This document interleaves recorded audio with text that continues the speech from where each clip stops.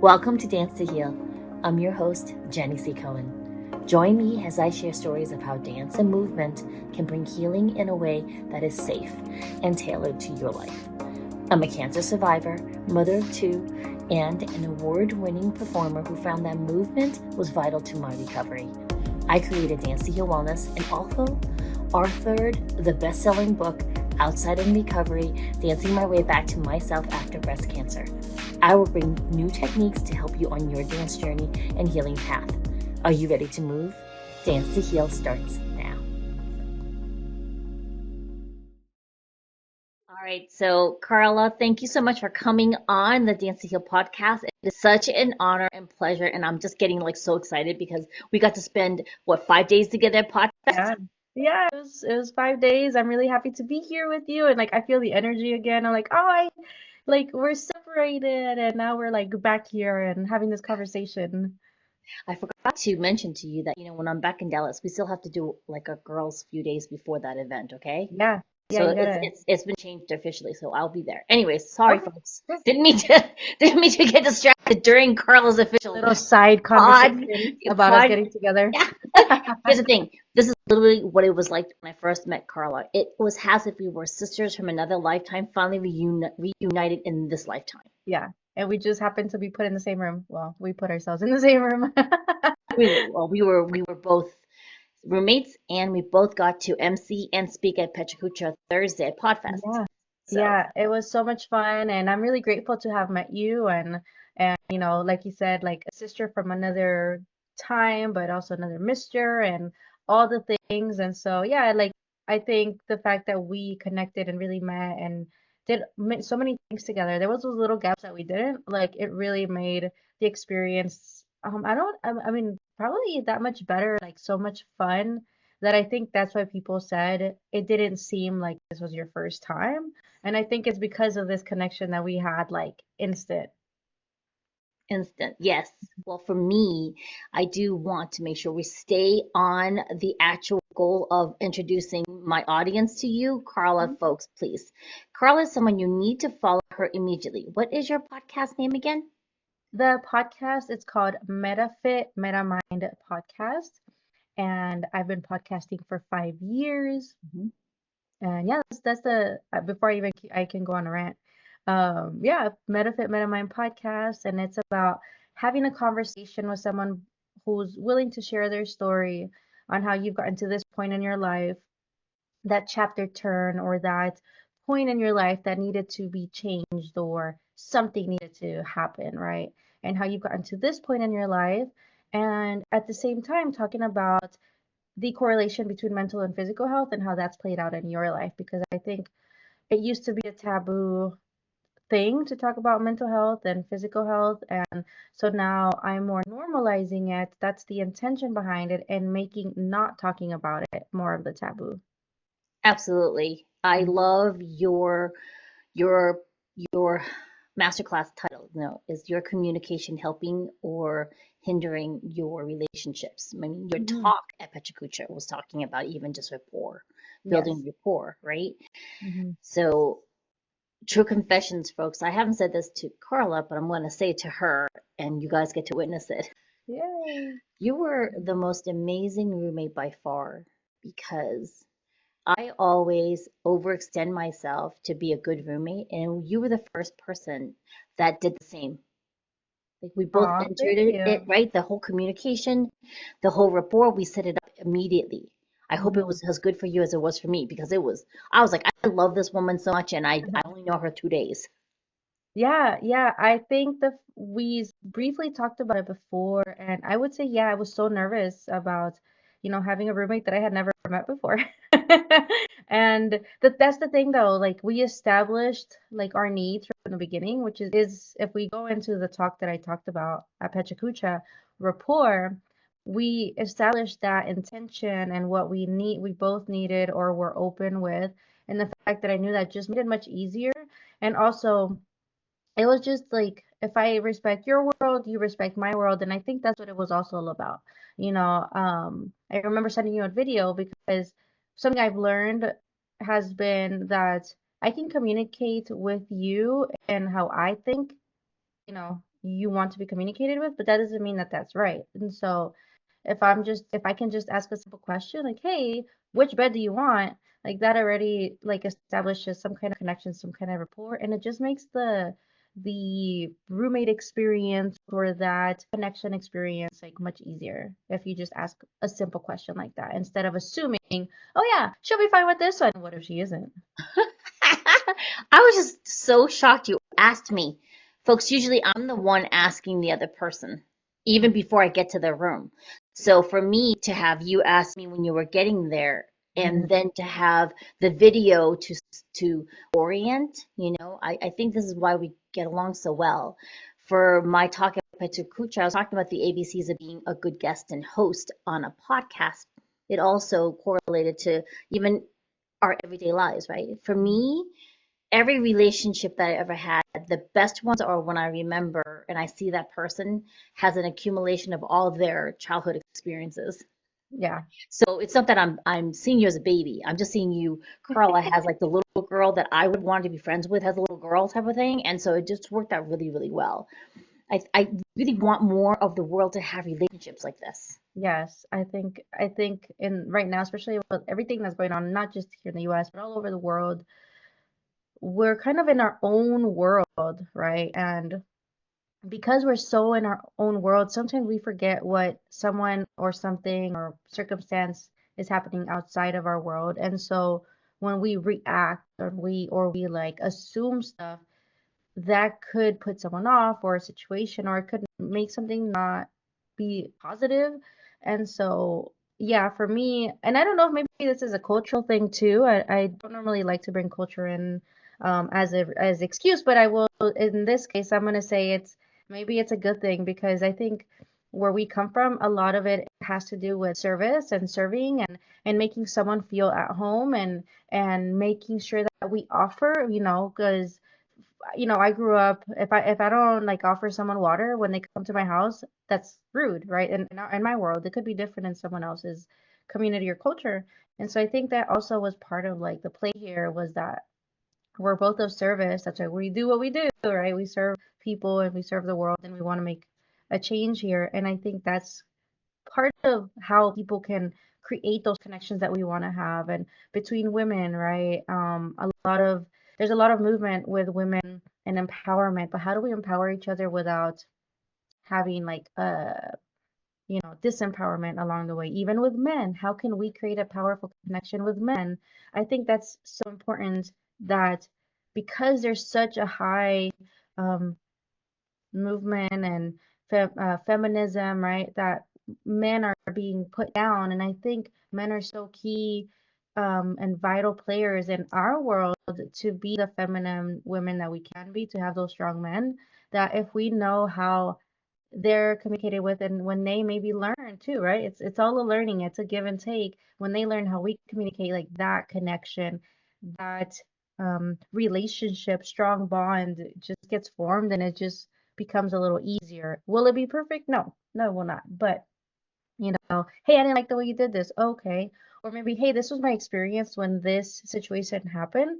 Maybe that would be a little better than you did this. And, oh, it just creates this thing. And by the way, I was so shocked when Jenny bought me a whole gallon of water. I was like, oh my God, like, so awesome. Oh, I was like thinking to myself, should I have gotten an order from her from Amazon? Because that's normally what I do. I was like, oh no, I better give her some water at least. And we have snacks. We were sharing our snacks in front of Yeah. the TV.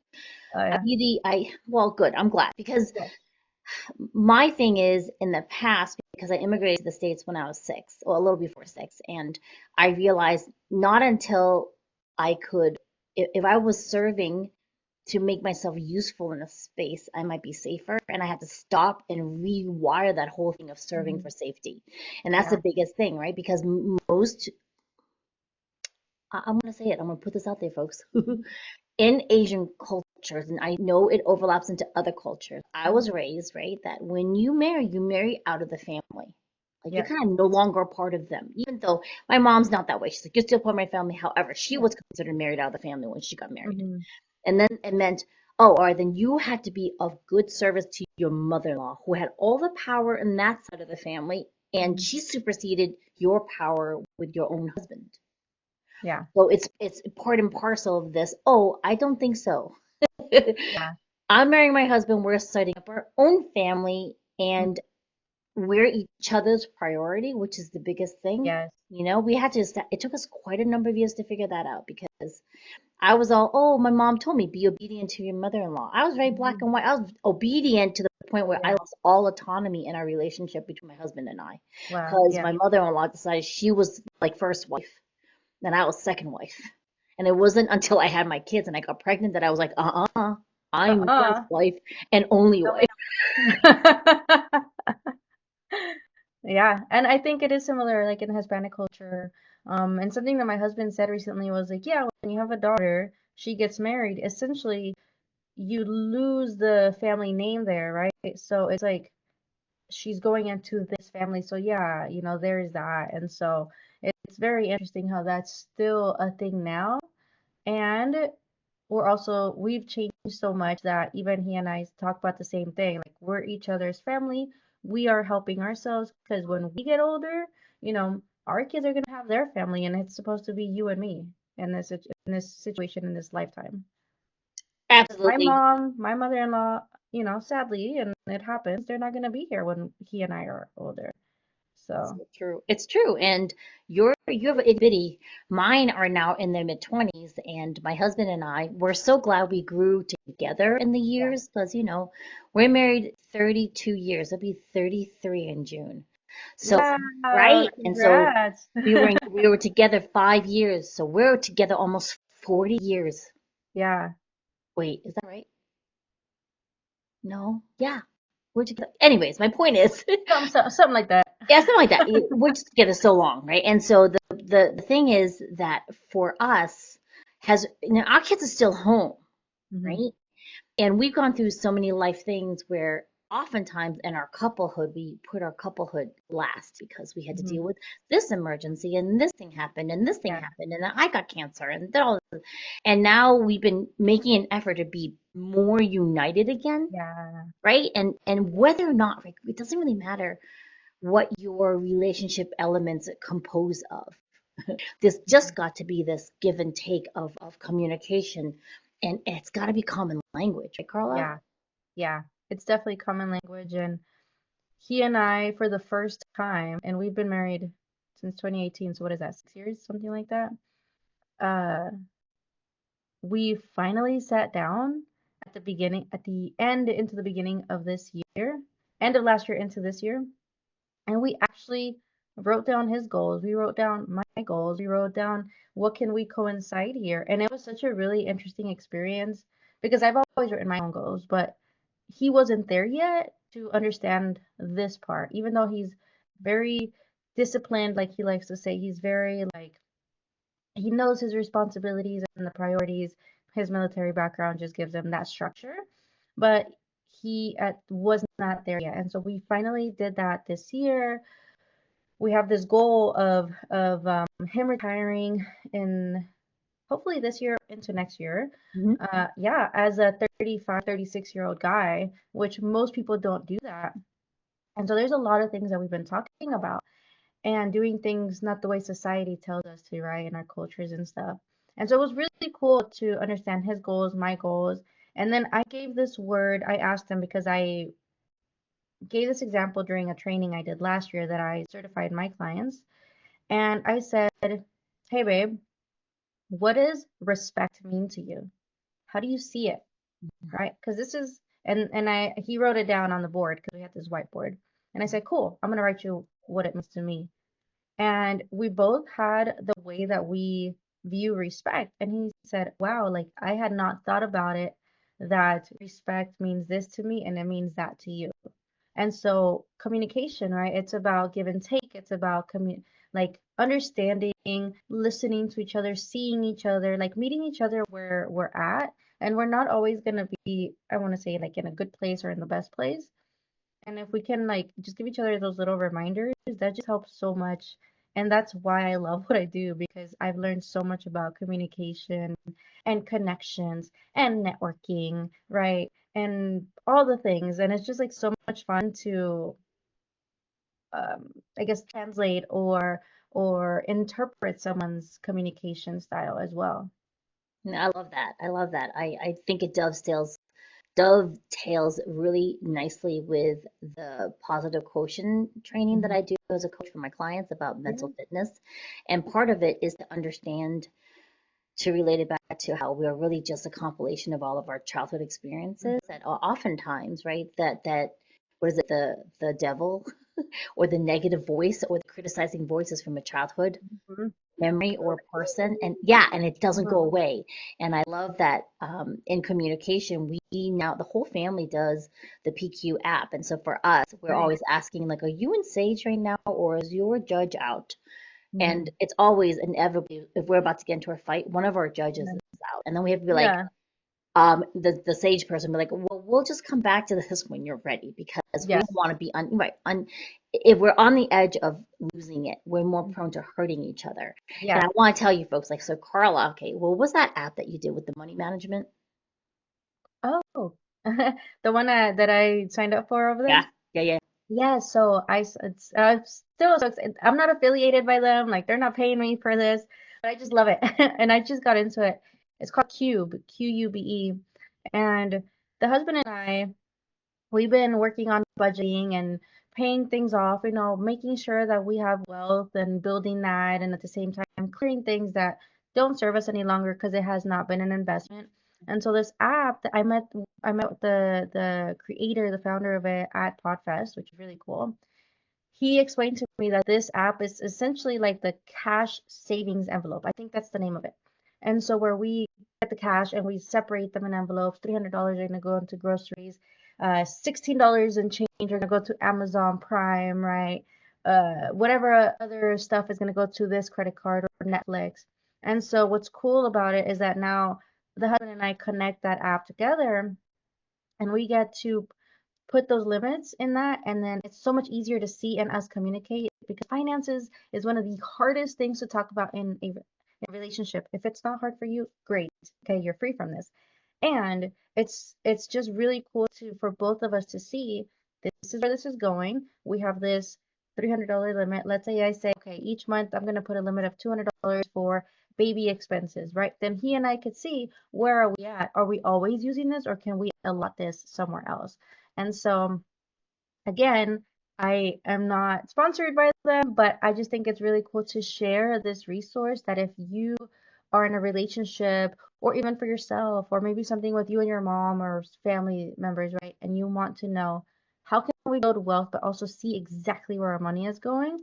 Then this is another way to easily, on an app, see where that money's going, communicates in a way that's not like, where did this go? Oh, and then blame each other. So it also helps avoid that. Oh, I love that. I love that. And so Carla planted that seed in my head, and then I did a really amazing 2-day intensive with Shiraz Babu for his energetic magic. And was Mhm. talking about launching for the new year, and he gave us a strategy similar to what your app thing was, and he told Mhm. us, well, he was telling the people in the class Mhm. about taking what comes in and 20% aside in a separate account just for Mhm. taxes, because you got to make sure, because that Yeah. money doesn't belong to us, okay, folks? Mhm. I know. So any government, yeah, the money doesn't belong to us. So he puts it in a separate account, and then Yeah. from the money that comes in, he's like, you always pay yourself first. So you have Yes. 10% that goes into financial freedom, and then 10% that goes to play, and then 10% that goes Mhm. into a Mhm. long-term savings. For example, you Yeah. need eventually need a new car or something like that. And then he has all these categories, and he was telling us about how what's most important is the order that you pay it in. Mhm. So he was always saying, always do the financial freedom one first, and then Yeah. end with bill paying. And then when you go to bill paying, it's an attitude of gratitude. Yes. Because if you're only doing bill paying, which honestly, Carla, that's all we have. My husband and I meet every week, every Sunday Mhm. afternoon, minus Yeah. Podfest weekend, but Mhm. every Sunday we meet. And it became, instead of me learning about the numbers, it became this, oh my God, I have to see how much I spent and how much we owe. It became that. Mhm. It was very negative, and it was actually affecting Yes. mine and my husband's Yeah. attitude a little bit towards each other and a little bit towards Mhm. this time that we had allotted to be together as a couple, and our kids were sitting in on it because they're in their Mhm. college years. Yeah. And then once I shifted this towards Shiraz, shout out to Shiraz Babu, Shiraz's method, it completely shifted our relationship, Carl. Like Yeah. he was so excited. Yeah. It was this, we walked away feeling empowered. And I think that key, right, is to Yes. grow and feel empowered together as a Exactly. couple. Yeah, and I think something you said that's really great that people kind of remember is the gratitude part.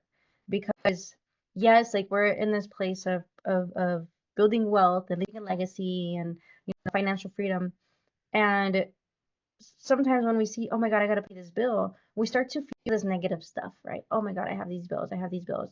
Well, one way to be grateful, and somehow you're like, how am I going to be grateful for paying these bills and these taxes, right? Which there is a way that you can also not pay taxes. A lot of people have been talking about it. Um, I don't know the exact method because I'm learning from one of my mentors, but what I want to say with that is that when you have gratitude, then you get to say, I get to pay this bill. I get to pay my light for my house because that gives me the ability to be here on Zoom, online, to do what I do, right? And so then you can use the gratitude there versus the, ugh, utilities. Why do we have to pay utilities, right? Like, and so one of the things that I always give example of is that Tony Robbins says, where your focus goes, energy flows. And so if your focus is towards the negative, right, then you're not gonna feel true gratitude, and then you're gonna maybe see that you're losing money versus if you see it from the perspective of gratitude, then you feel more abundant, and then you are able to magnetize and attract more abundance because that's what you attract, right? So, Yeah, I love that. I love that. I mean, you're just, I feel that behind the scenes, you and I, we've gone through a lot and we don't focus on it. It becomes mhm, just a building block towards where we want, right? yes. For me, what's shifted a lot in this last year, I would really say in the last end of 2024 was, like you said, I'm always setting my sights on this future financial freedom, right? And Yeah. then lately, I've been thinking, actually, I'm already financially free here today Mhm. because I'm alive, being a breast Yeah. cancer survivor, right? I could be dead. Like I really easily could have Yeah. born at a time where they had no cure for me. And I've had lots of friends who didn't make it from breast cancer or Mhm. had a return of the cancer that had metastasized. And Yes. so I am free now. And you are free too, Carla. An audience member, you're free right now, this Mhm. very moment. And Yes. if you increase that vibrational awareness of how free you really are, that sets you up for more success of what direction you want to go in. Yeah. Yeah. I grew up, so, if we talk about where's our focus and all the things that we've experienced, I remember growing up and my mom and my aunt they've been housekeepers for so many years, probably more than 20 years. Hmm. And I remember we would go on like little family trips and go to Beverly Hills or Hollywood because I used to live in California. And we would see these mansions and all of this, like, oh my God, look at this house. Like, and I remember my aunt would say, oh, or my mom, oh, these ricachones, right? These rich people, right? And these rich people and these gated communities. And so I remember a few years ago, I was taking my stepson, my bonus child, to his school, which is about 45 minutes from here at the time. And his school was in this more like nice, like in a nice area. And leaving the school, I was on the phone with my husband and I said, oh, look at this gated community. But it was like a negative like feeling at first. And then I said to him, wait, wait, wait, wait, hold on.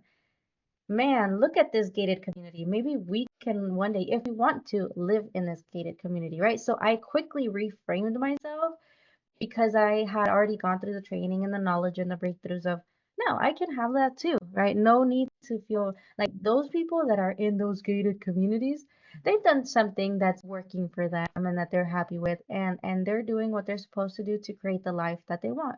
And I can create the life that I want however I want to. Now the life we want to create is going to be leaving actually and creating the constant or in the what do you call it, the recurring revenue and income by us having our home, but Airbnb, and then we're gonna be out in the world, like having abundance and getting to know other cultures, life, and all those things. So that's kind of life we're creating. We no longer want to be in a gated community. But that's, it's just like if you just change the little thing like that, just how you say it or how you see it, or, then that's just going to change like a lot of your perspective and feelings behind it. Oh, I love that. I love that. I think that the beauty of this particular conversation that I think we're demonstrating to the audience, but I still want to point it out just in case you missed it, is that Karla and I serve because we want to in areas that impassion us versus serving for safety, because we did a lot of the work behind the scenes. If you're finding that you're looking at other people and it's not a, I'm so happy for them and that's possible for me way, it's the opposite, it means you got work to do.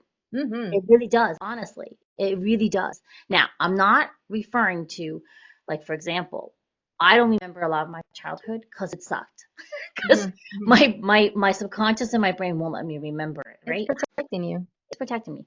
And because I was aware, I did all that work and I have an idea of it. I don't need to remember every detail to know that it was important for me to work on the blocks I got from there.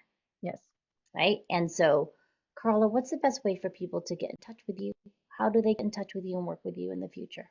Yeah, so I'm on pretty much almost all the social media platforms, but Instagram, Facebook, LinkedIn at Coach Carlita, CoachKarlita. Just message me there. You can go to the website. My email should be in there. And ask Jenny if you want to. Yeah, You can contact her and we can make a connection. you better do that. Yeah. And so, what is the number one thing you would ask people to do today, right now, to shift the ability to communicate in a way that helps them? That's a really great question. I would say ask yourself,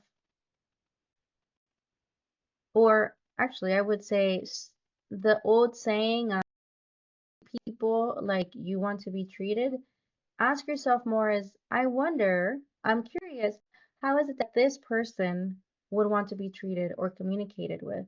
Because then that switches the gears to say, okay, how can I deliver a message to them that they can actually connect with and the message lands? So instead of thinking about the individualistic, right, how I want to be communicated with or treated or respected, I wonder if you come from a place of curiosity, I wonder how they would want that communication delivered. And that's going to change a lot of the communication and connections and all the things. Oh, I love that. I love that.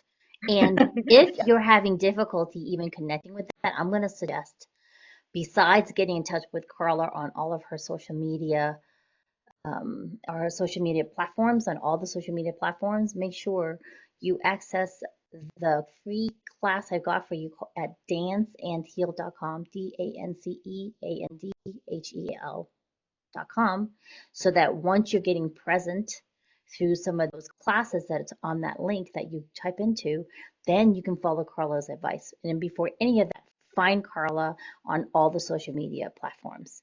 Karla, thank you so much for coming today. Yeah, thank you so much for having me. This was so much fun. Yeah, I'm just really excited for you and all the things you're doing. And you're so powerful, Jenny. And I hope that anybody that listens to this podcast is always open and curious, because there's always something to learn from Jenny. Trust me, I learned from her so much in 5 days. And I know that we're going to continue this. And she's just amazing. So keep listening to this show. And yeah, you can do Well, it. You can heal yourself. You have the power and you got it. yes, and remember to follow Karla on her podcast. All the links are below in the description. And look for our collaborations in the future. We're going to go into global domination levels. Yeah. Thank you. Bye-bye. See you next time. Bye. Thanks for listening to Dance to Heal with Jenny C. Cohen. Come back next time to hear stories of recovery through movement and learn more ways that you can move your body. To work with me and continue your journey, visit OutsideInRecovery.com. Are you ready to move?